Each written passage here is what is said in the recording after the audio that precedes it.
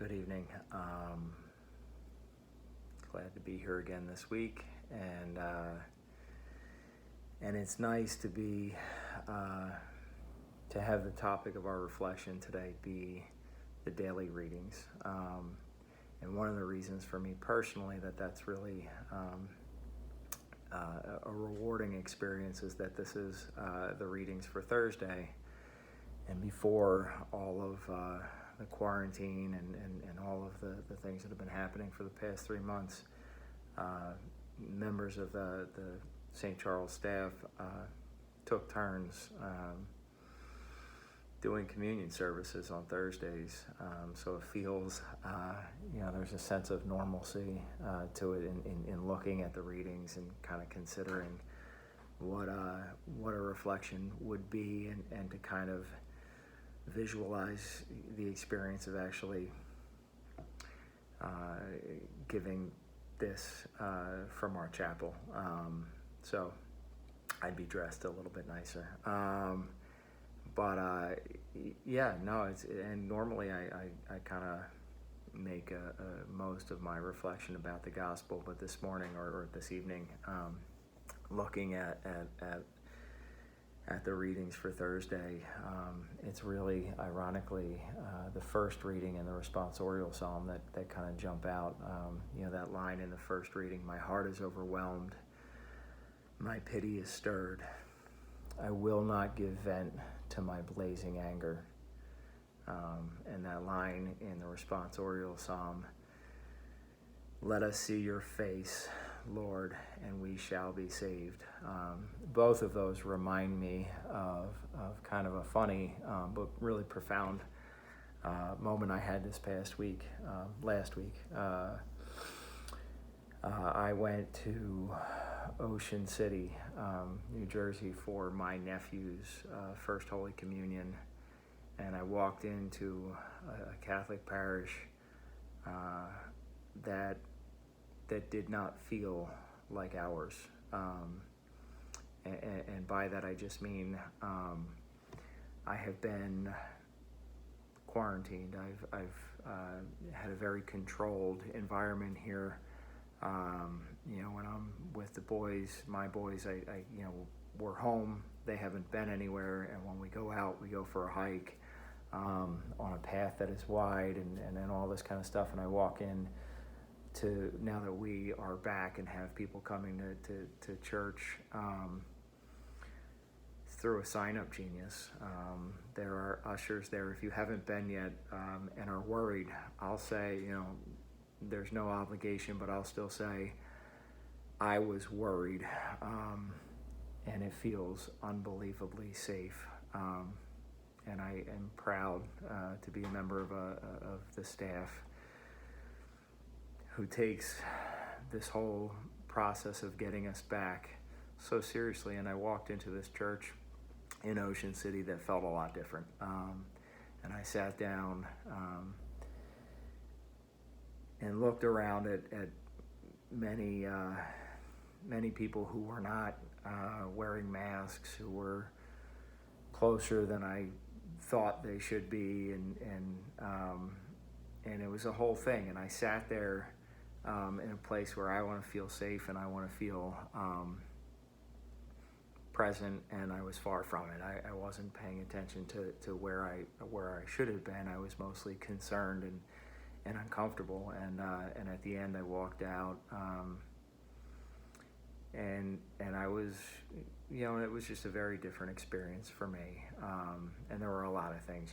My nephew got his First Holy Communion, and it wasn't even recognized. And we have such a gift. And I'm not trying to badmouth other parishes, but to say that we have.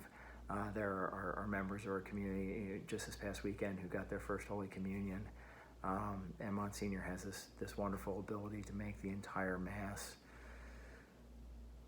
feel like it's about them, being welcomed into this sacrament. And I left angry, that I will not give vent to my blazing anger. And I did not express this openly, but I felt it.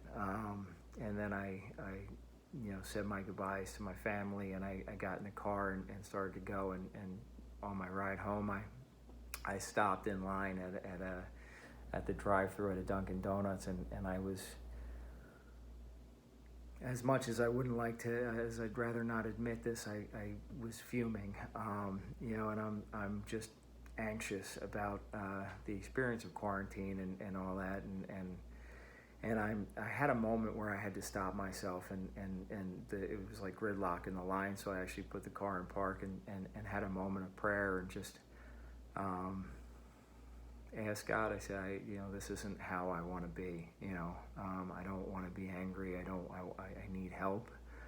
And then I put the car back in drive, and I was just as angry as I was before, and I went right back into it, and I'm behind this woman who is at the drive-thru in her SUV, and I only say SUV because that means she was even closer to the window, and I see in her side mirror that she doesn't have a mask, and I'm furious with her, and all the stuff from the church is still there, and she goes off, and I pull up, and let us see your face, Lord, and we shall be saved. It is ringing in my ears right now, because in that moment, the guy from Dunkin' Donuts has his hand extended with my coffee, and he's smiling, and with his eyes through the mask, and he says, the woman in front of you just paid for your coffee. And I swear to you, in that moment, I could hear God laughing at me. It's such a great moment of relief, and a great moment where, let us see your face, Lord, and we shall be saved. And in that moment, I can say that was a moment for me where I could kind of take a deep sigh and say, stop, and thank you, that prayer of gratitude, that moment of saying, like, okay, like, get out of your own way and be present to where God is calling us. And for many of us, this experience has been challenging in a variety of ways, maybe different than mine. But it's that opportunity that no matter where we are in the journey, to kind of ask ourselves,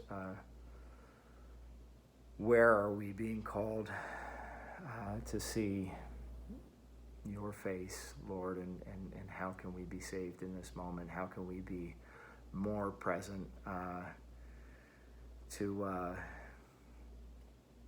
what we're being called to let go of, whether it's anger in that moment for me, or whatever it is that you're being called to kind of consider, where is the Lord, is God nudging me along?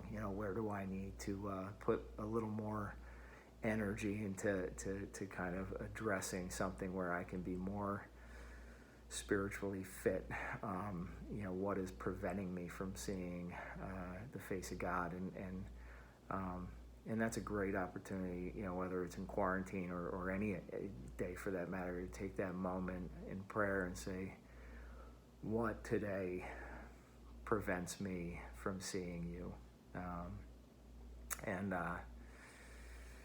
I thought this would be a really fast one, but I'm already at 8.5 minutes. So I'm always grateful to be here, because during this time that can be quite challenging. I had a conversation earlier today with the director of Habitat for Humanity, and that's I'll be sending an email in a little while to notify the group that's one more experience we will not be having this summer, and so doing these reflections as a staff is such a blessing, because it's something we can do, and for all of us, that's another thing that I think all of us are called to.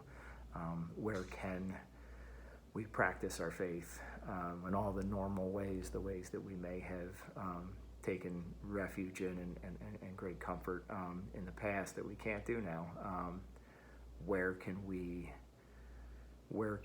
practice our faith? Where can we be called to be active in our prayer? So with that, thank you. I hope that for many of you, I will see you soon. And until then, stay safe, and thank you.